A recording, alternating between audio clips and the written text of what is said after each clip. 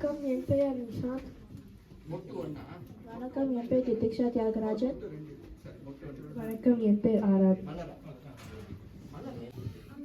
இப்போ நம்ம தமிழ் தாய்க்கு அவ்வாழ்த்து சொல்ல போறோம். எல்லாம் எப்படி நிக்கணும்? நேரா நில்லுங்க எல்லாரும்.